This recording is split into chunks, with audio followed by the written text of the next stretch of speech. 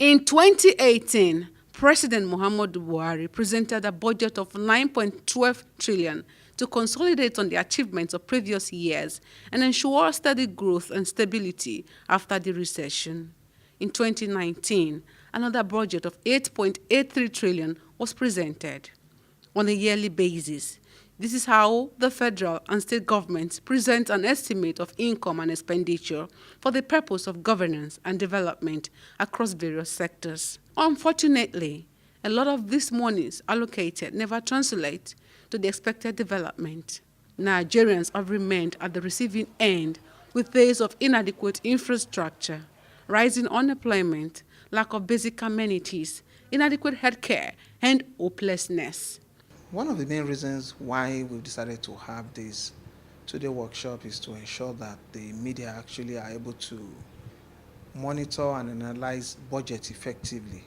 Now, how do they do this? So we've been able to show them what budget looks like, what the budget cycle looks like, and what their role could be even before a budget is finally taken for appropriation and then it becomes a budget.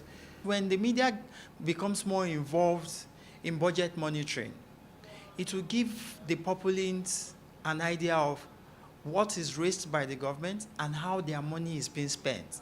And so they can hold their various leaders or representatives accountable.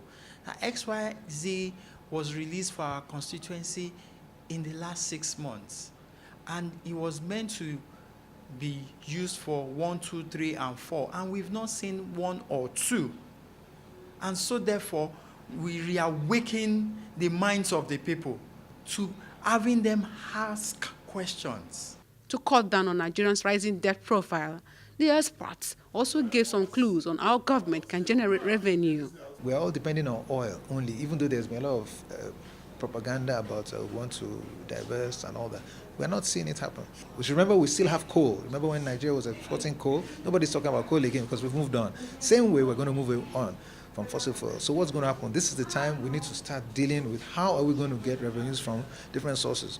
We're thinking of how to increase our VAT, our value-added tax, one of the lowest in the world, lower the overheads of a lot of our political leaders. They gave instances that can make budget padding genuine to deal with the effect of inflation that could arise over time.